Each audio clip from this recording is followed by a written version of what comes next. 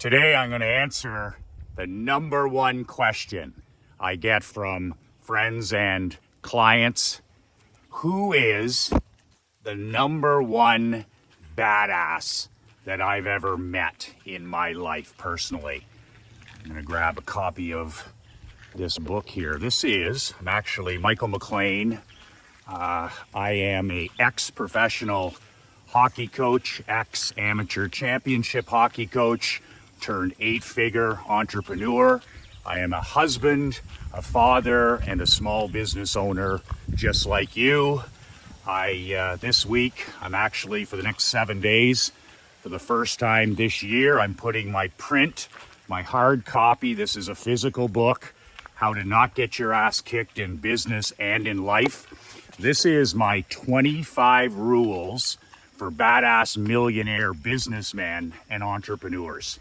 And it's a behind the curtain look at how I've been building my own top 1% badass world over the last 30 years. My wins, my losses. I'm going to give you a fat $50 discount on this book. Plus I'm going to throw in one of the badass Be Relentless t-shirts that I wear when I'm walking. This book is normally $100. For the next 7 days, you can go to the link below, nobullbook.com. I'll give you a $50 discount on the book. I'll ship you the physical book. I'll ship you the t-shirt, the size that you want. My bonus free gift for you, only for the next 7 days. And like I said, this book is normally $100. I will sell it this week for $50 flat. That includes shipping. That's all you pay. Plus I'll throw in a free badass Be Relentless t-shirt. So I'm gonna set this book down. Don't need to carry that with me. So Michael, who the hell is the number one badass that you've ever met personally or dealt with? If you know my story, I've grown up in a sports locker room since I was a little boy. I've been around Hall of Fame hockey players. I've been around a handful of Hall of Fame NFL players, baseball players, a few celebrities. I've been on speaking stages with high-profile celebrities like, Gene Simmons from Kiss and Ivanka Trump, and I've been around Hall of Famers like Mike Ditka and Cal Ripken and Guy Lafleur and all kinds of different Hall of Fame guys. In some cases, I've hired these athletes and celebrities to put on events, and it's always piques everyone's interest to find out what are they really like. And as I tell my guys, most of the time when you meet really famous or really high celebrity people or really successful people, most of the time you walk away a little disappointed. It's amazing. There's no reason.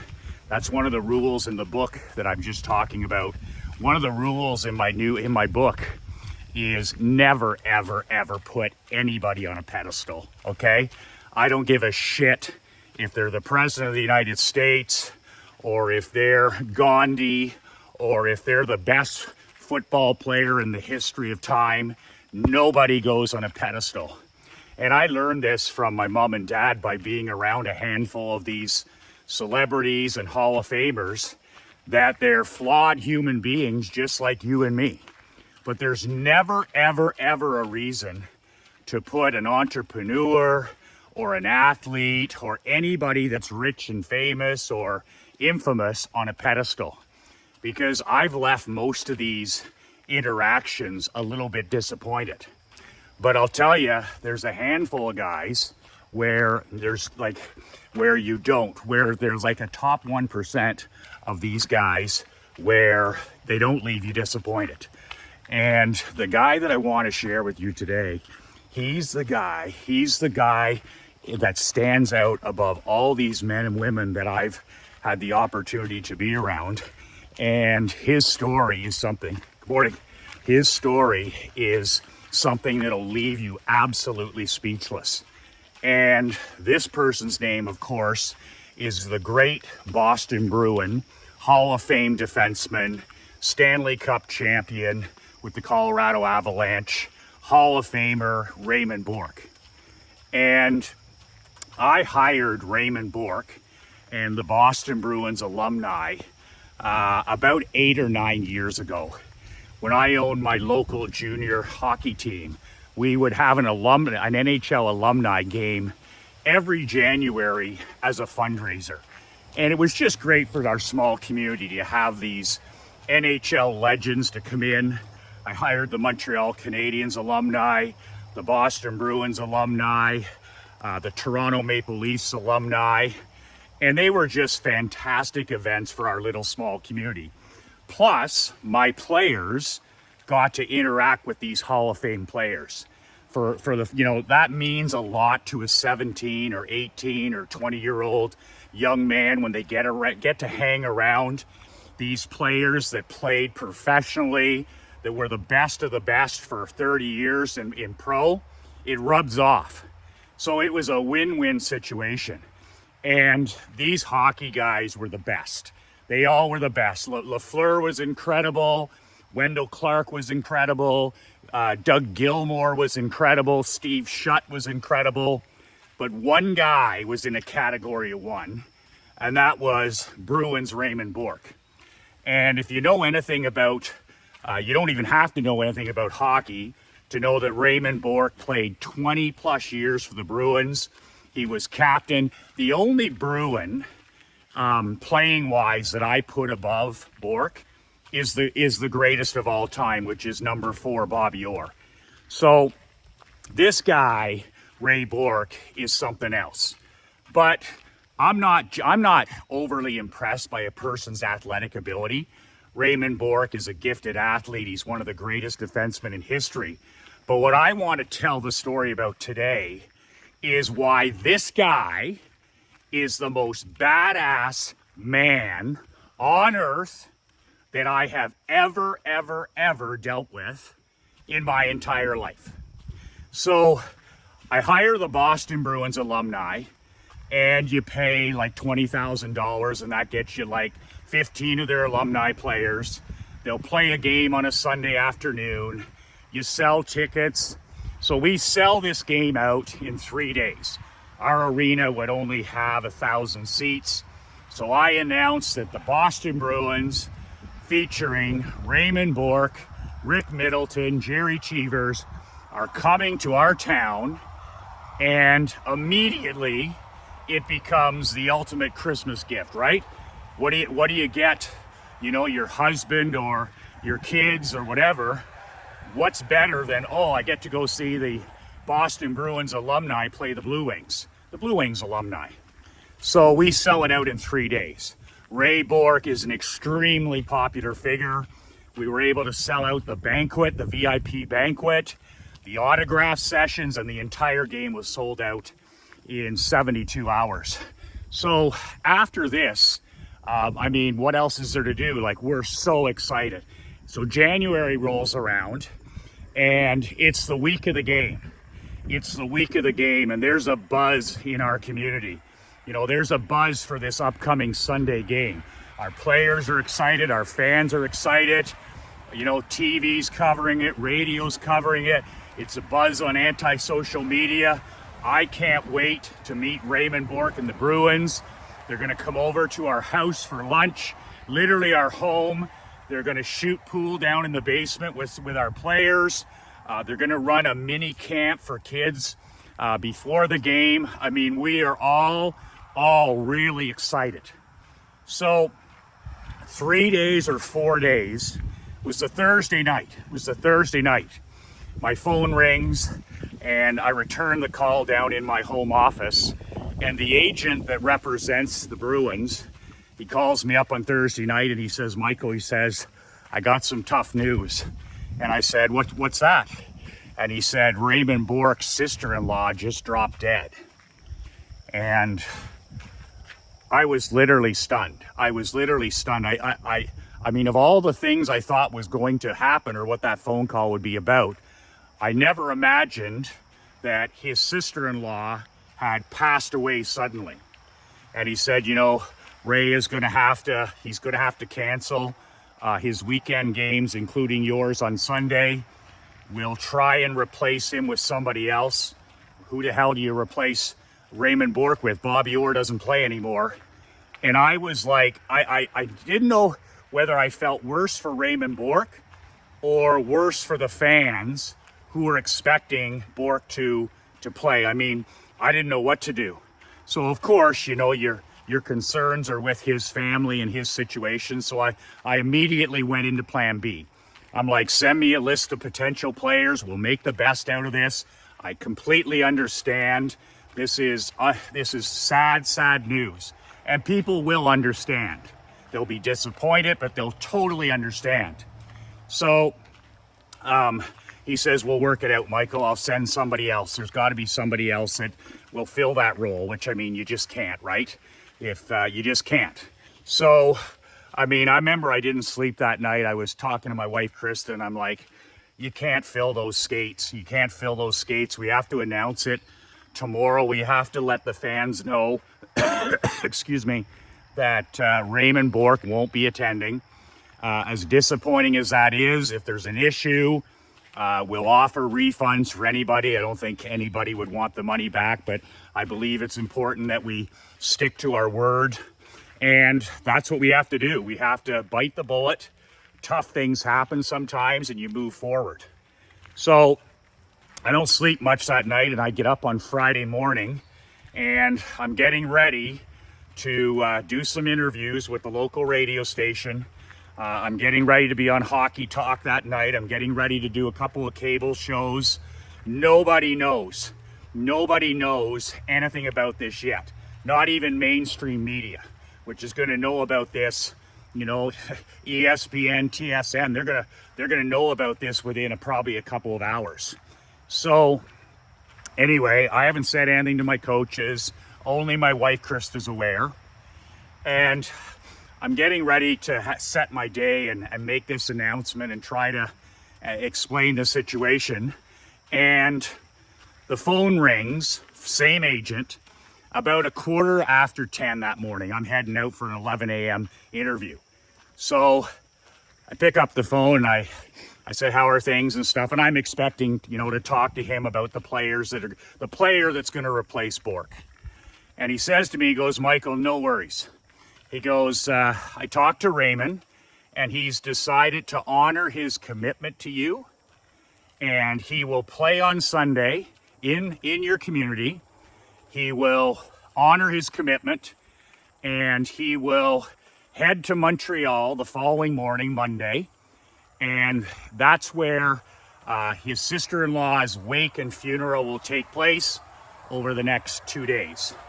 So he's going to come to Perth. He's going to play in the game. He's going to honor his commitment. And on Monday, he's going to head to Montreal and he's going to be with his family. And I mean, I've taken a lot of phone calls in my life, but I was fucking stunned. I was absolutely stunned. I was almost speechless that a man could have such high integrity as a professional. This is an alumni team. They do this for fun. This is him and his old teammates, you know, traveling around over the winter, something to do, going to these small communities, raising funds for local charities. It's for fun. And this guy has such high character, has such high integrity, has such a source of responsibility that he literally put the wake and the funeral around his commitment. And I'll never forget the agent saying, Michael, we have 62 events a year with the Bruins alumni for charity. He says this cat is 62-0 so far this year. And you know, I'm one of these guys who believes in the calendar, the Seinfeld Red X calendar. Every day is a W, every day is a W. And it really rocked me that his agent was able to say Raymond Bourque so far that year had played or performed in 62 charitable events. and he was 62-0. That's how Hall of Famers think. That's how high integrity people think. That's how high character people think. And you know, I've been on speaking events where the headliner literally canceled 30, 60, 90 minutes before the event. They didn't give a shit about the money. They screwed over the event planner, and that was that. And it happens all the time, right? You hire any of these celebrities, any of these past athletes, you don't know what the hell you're getting. You have no idea what you're getting. I've organized concerts where the agents have said, Michael, don't hire this particular singer, or don't hire this particular band, or don't hire this particular athlete, because they will fucking screw you over and not show. Maybe they will show, but there's a big chance they won't. So that's the difference in badass versus bootlicker. And I'm talking about people that are Hall of Famers, names you would recognize, but they have no integrity. And this is why I'm always preaching to my athletes, to my daughter, you don't put anybody on a pedestal. You go on what you see. You go on what you see. Like Bill Parcells says, you go on what you see. You don't go on reputation or what you see on television or somebody looking cool on social media. You judge people, you measure people on how you interact with them. And I mean, when it comes to Bourque, what else can I say? So instead of me being in a tough situation, an impossible situation, I go back and I tell them, you know, Raymond Bourque is everything is a go. So it gets even better. This is a guy who's, you know, he's lost his sister-in-law unexpectedly. And, you know, the Bruins are supposed to come to my house for lunch before the game on Sunday. And trust me, most of these teams won't do this. Go to your lunch. Are you kidding me? We're just going to be there for the minimum amount of time. Not Raymond Bourque. He confirms that the entire team will be at our house for a catered lunch with my players before the game. And they'll do the clinic with the kids. But this is where he even grows as a badass. So I didn't really know this. Well, Bourque was captain for 22 years, right? He's the king. He's the lion. He's in charge of everything. So when he arrives at our house on that Sunday, we're all excited. I mean, the Boston Bruins are coming to your house. I grew up watching these guys. So there's a knock on the door at 1 o'clock sharp. 1 o'clock sharp. All their cars are parked out there. They had driven from Montreal 3 hours that day. They had been in Montreal the day before, visiting his family before they go back for the wake and the funeral. So who's first at the door when my wife answers the door? And it's her birthday, by the way. Raymond Bourque. This fucking guy is a good looking cat. And if you know him, he's big, he's strong, he's well-spoken. If you want a guy to represent your team, he's the guy. I mean, he's the man, right? Impressive is the word. And it's so rare and so refreshing. So he doesn't even step in the house. He knocks on the door, and my wife answers the door as if somebody else. He immediately puts out his hand, introduces himself.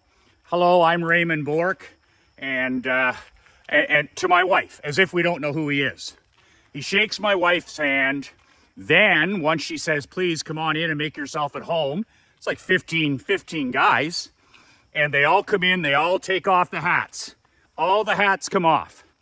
And immediately, he goes around the room, and upstairs, my mom's there, my dad's there, a handful of other people. All my players are down in the basement playing pool.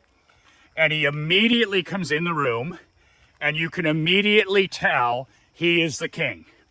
He walks around the room and in the kitchen and living room, and he introduces himself personally to every single person in the room. Raymond Bourque, Hall of Famer, Stanley Cup champion. captain of the Boston Bruins. And I mean, like, this guy is still in phenomenal shape, like playing shape. So all the guys come around and then they sit down and he comes over, he says, Michael, he says, where do you want me to go? We have a big house, right? And I said, Raymond, I said, my junior players are down in the basement playing pool. They would love to meet you and the other guys. So he yells, he goes, come on guys, let's go play some pool. Whatever he says is whatever goes. And nobody steps 1 foot in front until he says so. So they introduce themselves to all my parents and everybody else. They make everybody feel, incredible, put everybody at ease. And then Bork heads down the basement stairs, and we had a large finished basement with this big marble snooker table. And my players they're only 17, 18, 20-year-old kids. And down walks, of course, first Raymond Bork. And our guys are all standing. It's like they're wallflowers, right? And he walks down and he's like, hey guys. And he says Raymond Bork, and everybody says their name and stuff. Goes around and he shakes about 25 hands. Shakes 25 hands, like no messing around. And his handshake, I mean, are you kidding me? King, lion. And this is so important for my players to see how a real leader, a real man conducts himself. So this all transpires. He's like, rack them up. And right away, all my players take the exhale. It's like, this is just a regular dude. And he says, what are we playing, doubles? And he goes, it's 2 of us against 2 of you. And he literally has the chalkboard. He has it all set up. He knows people's names already. A lot of people, he knows their names. He knows my wife. He knows me. He knows my captain's name. And then right off the bat, they just start playing pool. So they play pool for about 45 minutes. And I'm down there and I say, I'm talking to one of the players. And he's like, I said, well, Claude Julien is the Bruins head coach at the time, Stanley Cup winning coach, is our neighbor here in Canada in the summer.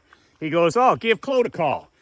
Give Claude a call right now. And Claude would be in Boston with the Bruins, the team. So they call up, they put him on speakerphone, and Bork's in there, and he's like, hey, Claude. He says, I'm at your neighbor's place in Perth. And Claude's like, what? He goes, your insurance broker, Michael McLean. He says, I'm in his basement shooting pool. And Claude starts laughing, and he's like, say hello to Krista and Michael. Great people. He goes, guys, have a great time in Perth. And we got the head coach, the Stanley Cup defending head coach in Boston on his speakerphone. All my players are listening. And here's Bork and the other guys conversing back and forth. And then they go back to shooting pool. So, of course, it's time to have a catered lunch. So, I mean, you should see it. The Bruins all head upstairs, right? But nobody eats first. He makes sure that my mom, Krista, my sister, Krista's friend, all the women go first. You can just tell he's a king, right? And all these people go first. And then and only then do the Bruins eat. And he doesn't go first, he goes last. And he's like thanking people for this. Instead of making us feel like this was something they were obligated to do, come over to somebody's house, he's like, we really appreciate this. This is much better than us stopping at a restaurant, and you have a beautiful home, and this is the kind of conversation. So it's just incredible. So when it's all said and done, we do this for an hour or two, and it's time for the game. So all the players are going to head over to the arena, which is 5 minutes away. And I mean, Bork is sitting there at the dining room table, and he's telling stories, and he's watching his teammates. And then he says to them, he says, all right, guys, it's time for us to head over to the rink. And a couple of times he stands up and he says, make sure this place is impeccable. Because, my wife and myself were out there, we're grabbing plates and stuff. And he's like, no. He says, we clean up after ourselves. These are multi-million-dollar athletes. He goes, no. And all the guys, and a couple of guys had left their plates on the dining room table. He's like, Chris, that goes to the kitchen. And they don't say shit if they have a mouthful. And once you're a leader, you're a leader. And they're like, they take their, so the place is impeccable, absolutely impeccable. And then they're about to leave. My wife comes to the front door. He thanks her. He gives her a hug. He wishes her happy birthday. And the Bruins are gone to the rink. I mean, I would have been good right there. I mean, what a fucking masterclass for my athletes, for myself, for my family, in how to conduct yourself as an incredible human being. Male or female, a fucking masterclass. And he's grieving his sister. He never mentioned her. We brought it up. We said, he said, no. He says, we'll take care of business here. He goes, I honor my commitments, and then tomorrow's tomorrow. Tomorrow's tomorrow. He goes, tomorrow, that's what I'm going to take care of. Talk about centered and present. So then he goes to the rink, and of course, they put on an incredible performance. He goes into the old timers locker room and shakes hands with all the guys that were playing in the game, all the retired Blue Wings. He makes our players feel like they're, NHL All-Stars.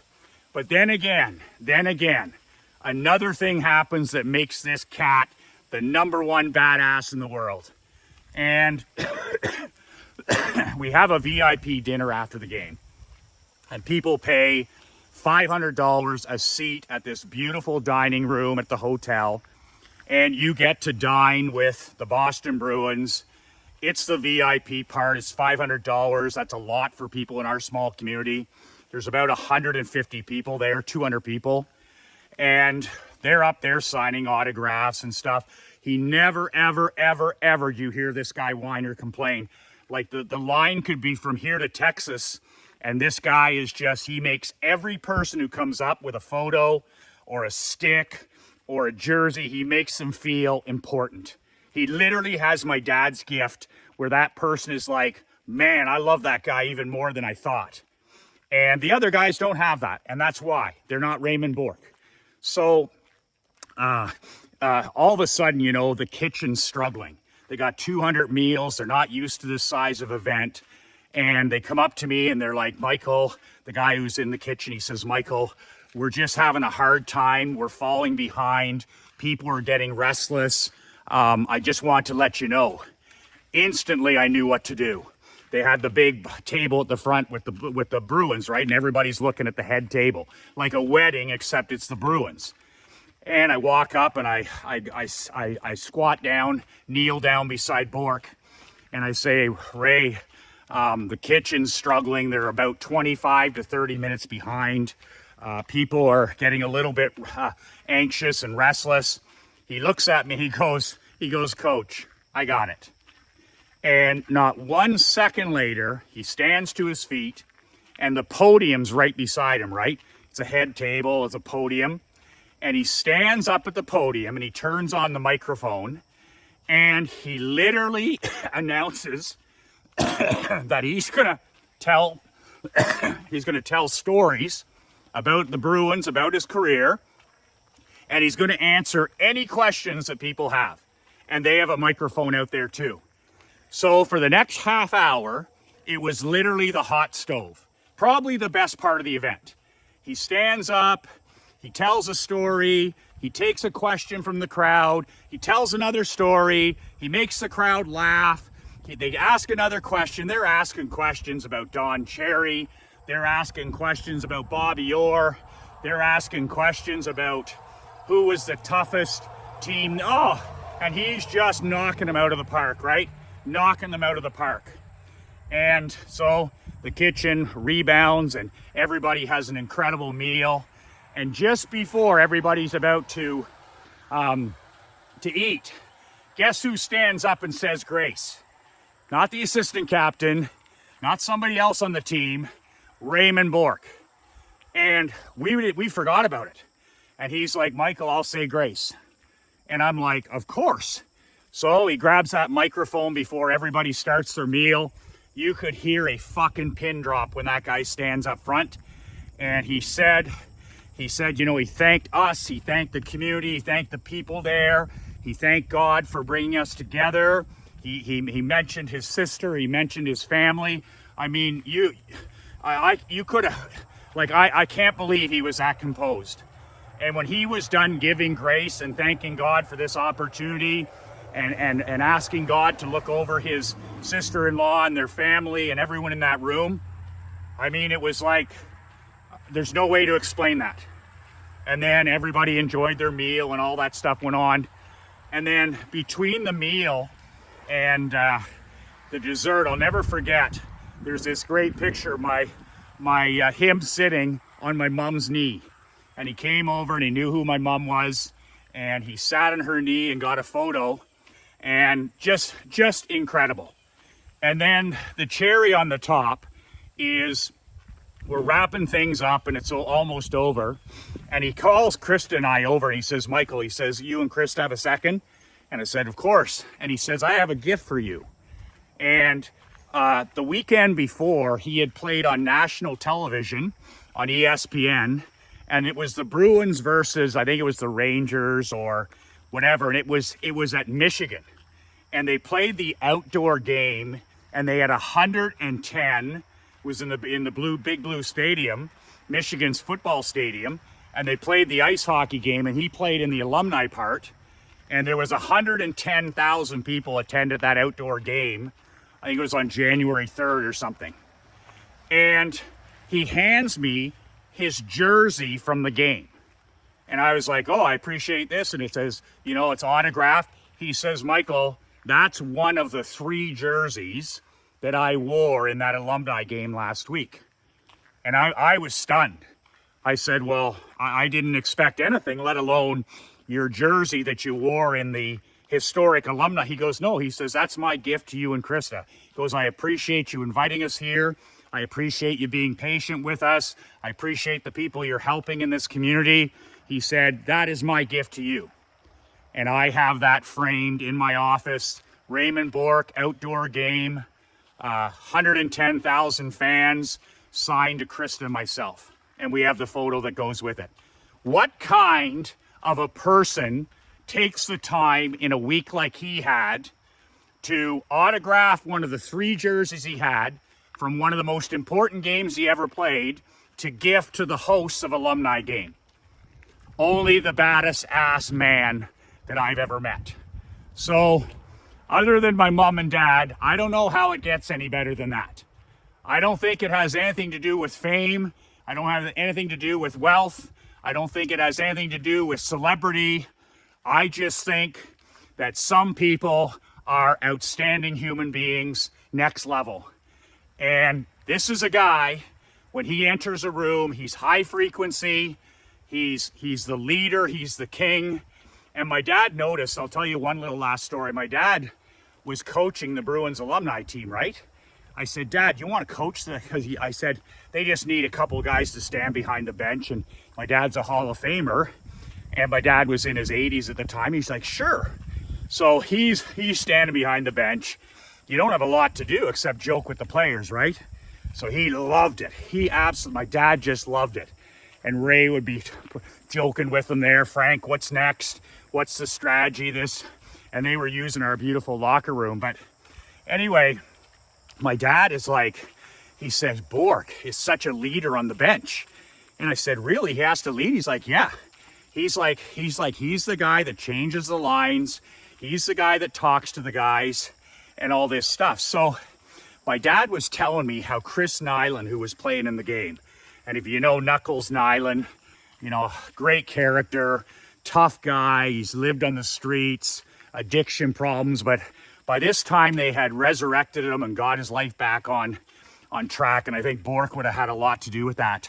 But we're up there in the first intermission, and there's people around, and Bourque's doing autographs in between periods. You don't have time to piss. Everybody else does, but not Bourque. He's signing autographs between periods. He's signing hats, t-shirts. There's young children around, whatever. And Nilan comes out of the locker room bathroom and he sits in his stall. It's our Blue Wings room. My dad's there, I'm there, the other Bruins are there. And he's cussing, you know, and he's got that New England accent and, you know, fuck this and all this. And I'm going to tell you right now, this is one of the toughest guys that ever put skates on, Chris Nilan. And Bourque leans over, goes, excuse me, to the person he was talking to. And he points at Nilan, who's about 25 feet away, sitting in a different stall. And he goes, Nyland, close your mouth. And Nyland looked, goes, I'm sorry. And that was the end of that. And then he went on doing autographs with the young kids. Close your mouth. God had spoken. And that is all you need to know about the great Raymond Bourque. And he's human like everybody else. He's not perfect. That's not my message. My message is, how do we make people feel? There's that great saying I think about all the time. People will never remember what you said. People will never remember even what you did. But people will always, always remember what? How you made them feel. How you made them feel. The rest is all forgettable. And this is how he made us feel, my wife, our community, our team, my players, my athletes. And that's why I'm telling this story again, is because of how he made us feel. And if that's not character, if that's not integrity, if that's not, a person who's been raised right, I'm 62-0 on my obligations, Michael. I'm 62-0. I don't miss. Sound familiar? Sound familiar? I don't miss. My sister-in-law passed away unexpectedly. I can handle this. I can deal with this. I can finish my obligations. And then on Monday, I can focus on the family. I'll never forget walking back to the hotel room that night. It was a big, big snowstorm on the Sunday night after the game and the dinner. And it was just Krista and I and Raymond Bourque walking down the main street of our community, walking down the main road because the sidewalks had like a foot of snow on them. And we're walking down the tire tracks to the hotel, which was a couple blocks away. And we literally had the whole town had ground to a halt. And here we are walking in the silence of this incredible snowstorm. The roads hadn't been plowed yet. And it's just my wife, Krista, and I, and Raymond Bourque. And it was my opportunity with Solitude and Peace, just the three of us, for me to thank him personally for attending, to pass on our condolences to him and his family, and just to let him know how impressed my mom and dad were, our players were, and my wife and I were. And we literally had like a magic 3 or 4 minutes where where you have that opportunity where you're just like, wow. And we were all together, the whole 9 yards. And you're just like, wow, that's a moment with greatness. So that's my Raymond Bourque story. I tell it to my daughter a lot when we have these inspirations not to show up or to think things are hard or to cancel or to miss things. And I talk about how the most badass person I know next to my mom and my dad, and how he conducted himself when nobody was watching. And he just showed up 62-0, and we'll never forget it. I'll never forget it. We'll never stop telling that story. And that is why Raymond Bourque is the most badass person that I have ever had the pleasure of spending a little bit of time with. Remember, my book up here, my physical book, is on sale just this week. It's about 280 pages. It's a physical book. I'll ship it to you. And it's how to not get your ass kicked in business and in life. This is my 25 rules for living life and doing business on your own terms. And I'll throw in one of my badass Be Relentless black t-shirts. They're great for walking. I'll ship the whole thing to you. We'll cut the price. I'll give you a fat, juicy $50 discount. So instead of $100 for everything, I'll mark it down to $50 for the next 7 days. The link is below. Brass balls, or actually nobullbook.com. That's nobullbook.com. You can also get a free copy of my other book, a digital version, 5 Ways to Unfuck Your Life in the Next 30 Days. That link is also below at brassballsvideos.com. 2 words that changed my life, 2 words that can change yours. Be relentless.